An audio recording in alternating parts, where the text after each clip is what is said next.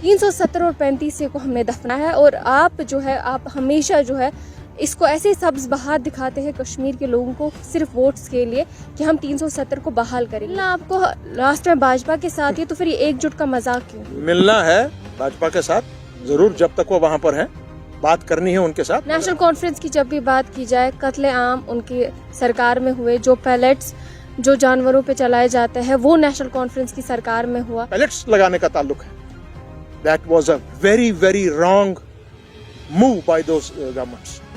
वो नहीं होना चाहिए। Jammu Kashmir state and Ladakh has rejected the 5 August 2019 decision of the prime minister Shri Narendra Modi. जमातें बन रही हैं, नए नए लोग सामने आ रहे हैं, वो सिर्फ तनकीद का निशाना बनाते हैं। 70 साल आपने क्या किया, 40 साल आपने क्या किया। आपको फिर कहा डेवलपमेंट वगैरह वो तहसीलदार भी करता है, वो डीसी भी कर सकता है, मगर उनका ये काम होगा। चिल्लाते अगर बात करें जमीनी सतह पर, मुजफ्फर शाह साहब ने कोई भी ऐसा काम नहीं किया है, बस उनको चिल्लाना आता है। न्यूज़ इनसाइडर 24/7, मैं निदा सादिक। अक्सर वो बेशतर जो अपोजिट पार्टीज है वो एलिगेशंस लगाती है पीएचडी पे, जो जब एब्रोगेशन हो गया 370 का उसके बाद पीएचडी बन गई। और कुछ जो लीडर्स हैं उन्होंने ये भी एलिगेशन लगाए ये टुकड़े टुकड़े गैंग है जो पीएचडी पे इल्ज़ामात लगाए गए। पीएचडी के इम्पॉर्टेंट मेंबर मुजफ्फर शाह साहब हमारे साथ है और साथ साथ ही सीनियर वाइस प्रेसिडेंट जो है एएनसी के हैं। खुश आमदीद है आपका। शुक्रिया।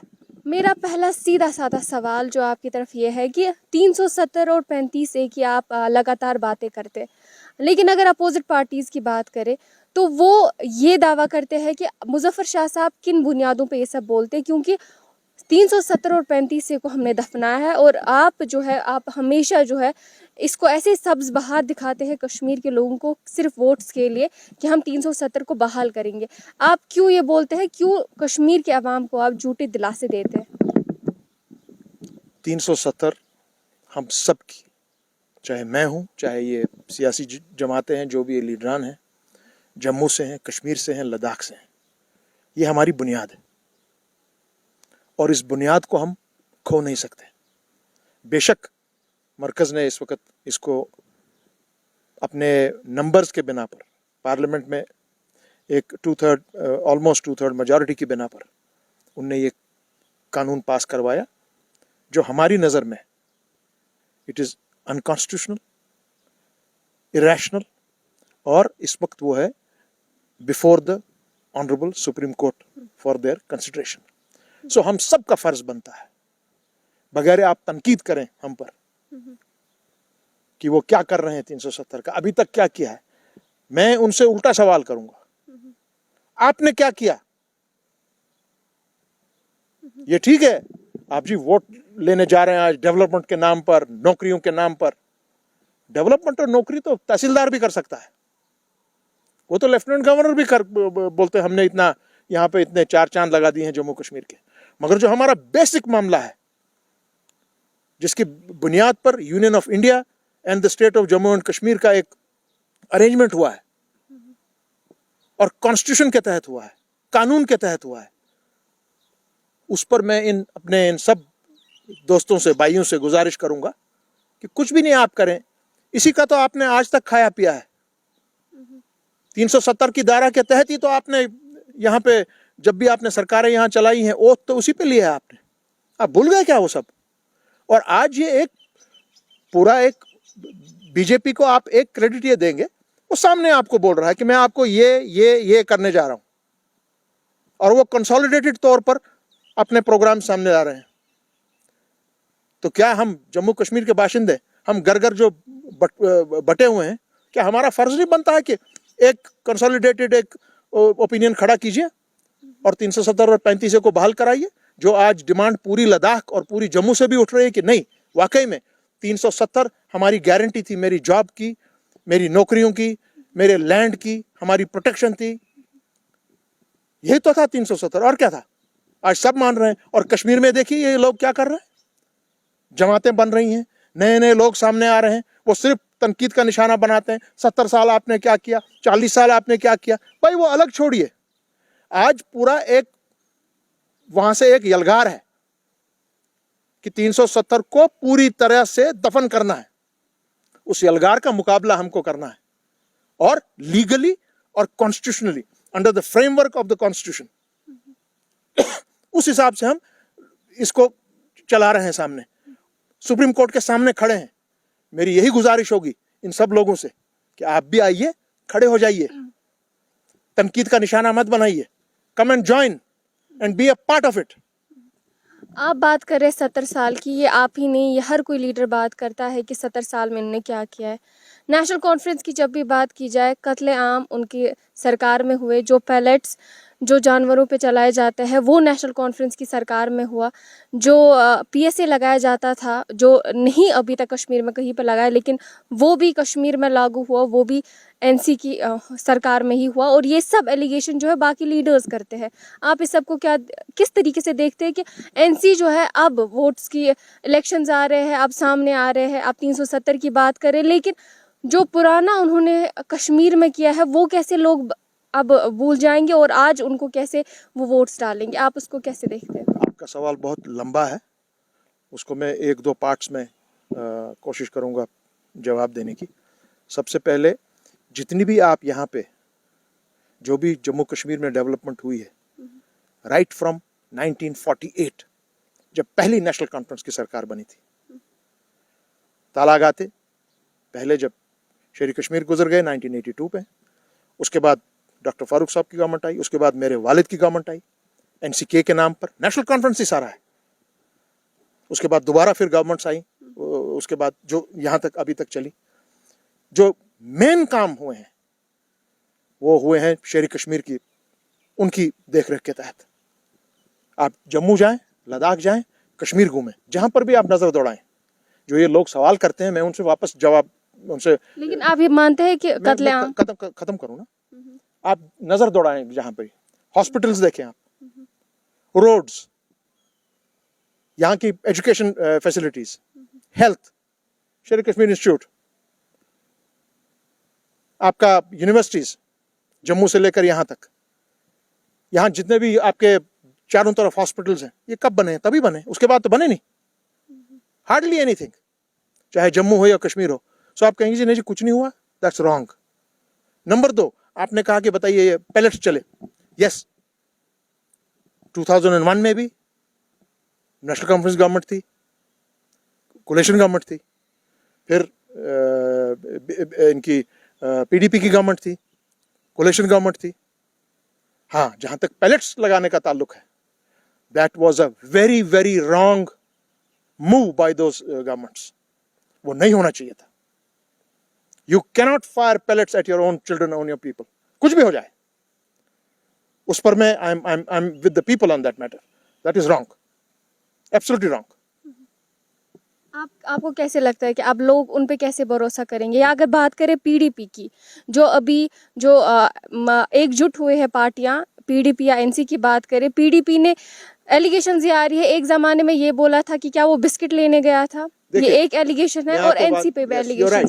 कैसे लोग भरोसा करेंगे? इस वक्त जो पीएचडी वजूद में है, दैट इज विद पार्टीज जिनके व्यूज पूरे डायगोनली अपोजिट थे, आपस में पॉलिटिकल राइवलरी रही है, हमारी सबकी रही है, मगर आज वो इसलिए खड़े हैं इकट्ठे डॉक्टर फारूक साहब की क़यादत में, बिकॉज आज असॉल्ट है कश्मीर की तशक्कुस का, यहाँ की आइडेंटिटी का, 370 का, 35A का, यहाँ के लैंड का, जॉब्स का, जो आज हाहाकार चारों तरफ मची है, उस पर हमने अपने अपने पॉलिटिकल बैगेजेस दूर रखे हैं। We are united on the matter that is 370 and 35A, उस पर आपको सामने आना है।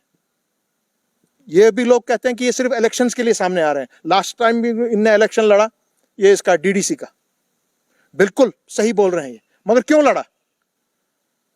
क्योंकि मरकजी सरकार ने, हमारे माननीय प्राइम मिनिस्टर ने यह तासुर पूरे वर्ल्ड में दिया कि अब जम्मू कश्मीर का आवाम, बिलखसूस कश्मीरी, वो 370 जो हमने हटाया है उसको वो रद्द करेगा डीडीसी इलेक्शंस में। तो हमको मैदान उतरना पड़ा और हमने बता दिया सबको जीतकर कि नहीं, जम्मू कश्मीर के लोगों ने, कश्मीर ने, ये आपका जो फैसला था 5 अगस्त 2019 का, इसको कबूल नहीं किया है। सेम सिचुएशन वो दोबारा करने जा रहे हैं इस वक्त, वो पूरा ऑन स्लॉट ला रहे हैं, कोशिश कर रहे हैं, उनका काम है, that is there political ideology. हमारी उनकी आइडियोलॉजिकल प्रॉब्लम्स है, एक ये सुनिए, वो कर रहे हैं कोशिश, हमको वापस उनको जवाब देना है कि नहीं, अबका वाला जो इलेक्शन होगा, अबका वाला जो एमएलए बनेगा, वो कोई मामूली इलेक्शन नहीं होगा, ना वो मामूली एमएलए होगा, उसका हिस्टोरिकली बहुत बड़ा रोल है इस वक्त, क्योंकि उसको एब्रोगेशन ऑफ 370 और 35A को रिवर्स कराना है, that is his main job in the assembly. मैंने आपको फिर कहा, डेवलपमेंट वगैरह वो तहसीलदार भी करता है, वो डीसी भी कर सकता है, मगर उनका ये काम होगा। और हर कोई जो एमएलए आज उठ के आएगा, हमारी ये कोशिश रहेगी पीएचडी में भी कि आज एक एक आदमी चुनकर सामने लाया जाएगा जो कल को बिकेगा नहीं रास्ते में। ये होगा इलेक्शन, आज मामूली इलेक्शन नहीं है, ये आपकी बका और आपकी सर्वाइवल का इलेक्शन है, जब भी आएगा। और हम जवाब देंगे पूरे मुल्क को, पूरे वर्ल्ड को कि that Kashmir, Jammu Kashmir state and Ladakh has rejected the 5th August 2019 decision of the Prime Minister Shri Narendra Modi. Yeah, this is a political battle constitutionally being fought. इसमें कोई क्या कहते हैं, कोई किसी को नाराज नहीं होना चाहिए। That's it. मैं आपसे एक सवाल का जो है साफ तरीके से जवाब मांगूंगी। जैसे कि अभी फारूक साहब का ये आया था हाल ही में बयान कि अगर कश्मीर को बचाना, हर एक पार्टी को एकजुट होना है, जिसमें एनसी की बात करें, आपके एनसी की बात करें या तारिक आमी साहब की बात करें, आप एकजुट हुए, अब आपको जो है एनसी और पीडीपी इलेक्शन जो है एक साथ लड़ने हैं। लेकिन सवाल ये बनता है कि जो लीडर्स है वो इस बात पे ये बोलते हैं कि अगर जीतेंगे भी ये, लेकिन मिलना तो इनको आखिर में भाजपा के साथ ही है। आप इसको साफ तरीके से बोले कि ये इस बात में कितनी ज़्यादा सच्चाई है, क्योंकि हर एक के दिमाग में यही सवाल आ रहा है कि अगर मिलना आपको रास्ते में भाजपा के साथ ही है तो फिर ये एकजुट का मजाक क्यों? मिलना है भाजपा के साथ जरूर, जब तक वो वहां पर हैं, बात करनी है उनके साथ, मगर हमारा जो मैटर इस वक्त है 370 और 35A का, वो भाजपा के सामने नहीं है। That is before the honourable supreme court of India. Bhajpa के साथ मिलना होगा for Kashmir, for our funds, for our restoration of the power projects, for our jobs, जो काम है between the center and the state. और if you have been elected with a good majority, आप सीना तान कर बैठ के खड़े हो सकते हो, उनको अपना जो आपका हक बनता है under the federal structure of this country, वो आपको लेना है। ये नहीं कि दुम छले बनकर उनके सामने बैठेंगे। नो, जिस तरह से हमारी लीडरशिप होती थी सामने बैठकर शेरी कश्मीर के टाइम की, उसी को रिपीट करना है आपको within the framework of the constitution of this country. And और जैसे पीछे भी हमारे जो यहाँ पे आए थे प्रेसिडेंशियल कैंडिडेट जो थे यशवंत सिन्हा जी, उन्होंने दो टोक की बात कही कि जम्मू कश्मीर का सिर्फ इतना ही इश्यू नहीं है, Jammu Kashmir is a matter which is, एक हिस्सा मेरा पाकिस्तान के अंडर है, एक मेजर चंक मेरा चाइना के अंडर है। You have to have a final solution for the Kashmir matter. इसमें कोई बुराई नहीं है, मैं कोई अनकॉन्स्टिट्यूशनल बात नहीं कर रहा हूं, नहीं तो हम सिर्फ जंगे करते रहेंगे और अपना पूरा बजट जो पूरे दोनों मुल्कों का है उसी में डालेंगे। और आज देखिए आपके पास 900 हमारे जो इस वक्त एहतजाज कर रहे हैं ये एसएसबी के, जिन्होंने इंटरव्यूज दिए अकाउंट्स में और एसआई में, they are not even able to provide them jobs, और हमको कह रहे हैं हमने 50,000 जॉब देनी है आपको, 900 jobs you are not been able to provide. Why? Because there is death of funds that all goes into keeping this place together. ये सीधी बात है। अब आपकी पार्टी की बात करेंगे, अवामी नेशनल कॉन्फ्रेंस पार्टी की बात करेंगे। लीडर्स का ये कहना है कि जब मुजफ्फर शाह साहब की पार्टी 1 से 3 बनेगी तब उनको बोलना हमारे सामने बात करे। या अगर सोशल एक्टिविस्ट, मेरे 2 सवाल है, सोशल एक्टिविस्ट्स की बात करूँ तो वो बोलते हैं उनका भी ये कहना है कि वो सिर्फ चिल्लाते, अगर बात करें ज़मीनी सतह पर मुजफ्फर शाह साहब ने कोई भी ऐसा काम नहीं किया है, बस उनको चिल्लाना आता है। ये सोशल एक्टिविस्ट्स का बोलना है। और लीडर्स की बात करें, भाजपा की बात करें या बहुत सारे और लीडर्स, जितने भी आजकल के ये फुदक रहे हैं ना, घूम रहे हैं, जो ये बातें कर रहे हैं, वो इसी स्कूल से पैदा हुए हैं, उनकी अपनी कोई आइडेंटिटी नहीं थी।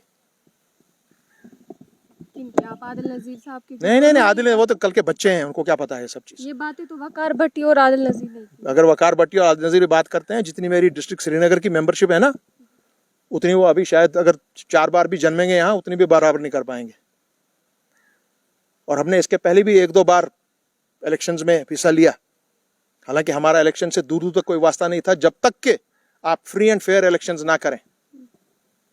We have an issue with the Election Commission of India. और मैं फख्र महसूस करता हूं कि मैंने 1 या 2 बार वो इलेक्शंस हारे, क्योंकि हमने अपना प्रिंसिपल नहीं छोड़ा।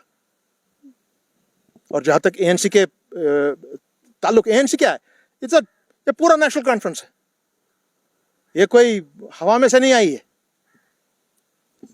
नेशनल कॉन्फ्रेंस, बिल्कुल, ये भी एक नेशनल कॉन्फ्रेंस का हिस्सा है, ये नेशनल कॉन्फ्रेंस है।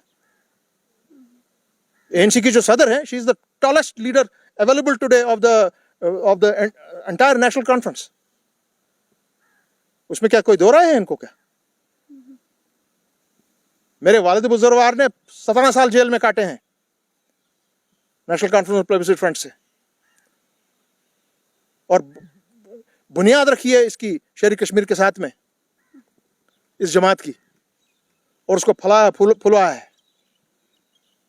हमारे लिए इलेक्शन, एमएलए वेमएलए कोई हैसियत ही नहीं रखता। We are issue based people. और जहां पर भी हम खड़े हो जाएं, वहीं पे जमात खड़ी हो जाती है, वहीं पे लोग दौड़ के आते हैं। क्यों? क्योंकि एक लेगेसी, एक हिस्ट्री है पीछे। मैंने जैसे इनको, ये जो कल के बच्चे छोकरे सामने आए हैं, इनको पूछे, अभी ये लड़के बच्चे तड़प रहे हैं नौकरियों के लिए। मैंने खुद अपनी गवर्नमेंट में, जब मैं स्टेट सेंट्रल लेबर यूनियन का प्रेसिडेंट था, 42,000 डेली वेजर्स को परमानेंट कराया है, 42,000 फैमिलीज। हमने अपना फर्ज पूरा कर लिया, अब आप लोग करिए। और ये कहना 2 से 3, 3 से 4, आओ कभी मेरे जलसे में जब शुरू हो जाएंगे, खुद पता लगेगा। डिस्ट्रिक्ट मीट्स में आओ हमारे साथ। हाँ, हम एक बात यह है, मैं डंडोरा नहीं पीटता, ये बात सही है। उन लीडर्स को आप क्या कहेंगे जो कहते हैं कि मुजफ्फर शाह साहब को बोलो जब 3 बनेंगे तब आपकी पार्टी? मैंने आपको जवाब दे दिया। उनके लिए ये है कि आप नेशनल कॉन्फ्रेंस का ही नहीं, मैंने उनको जवाब दे दिया। मेरी जितनी डिस्ट्रिक्ट कमेटी श्रीनगर है ना, उतने लोग वो अभी शायद 2 जन्म में पूरे नहीं कर पाएंगे, सिर्फ एक डिस्ट्रिक्ट कमेटी के। बाकी तो छोड़िए पूरे जम्मू कश्मीर को। और वक्त आपको बताएगा। मुझे ये बताने की चीज, this is below my dignity to answer such questions. शुक्रिया हमारे साथ बात करने के लिए। ये थे हमारे साथ मुजफ्फर शाह साहब। इन्होंने क्या कुछ बोला आपने बखूबी सुना होगा। फिलहाल के लिए इतना ही, आप दीजिए हमें इजाज़त। अल्लाह हाफिज़।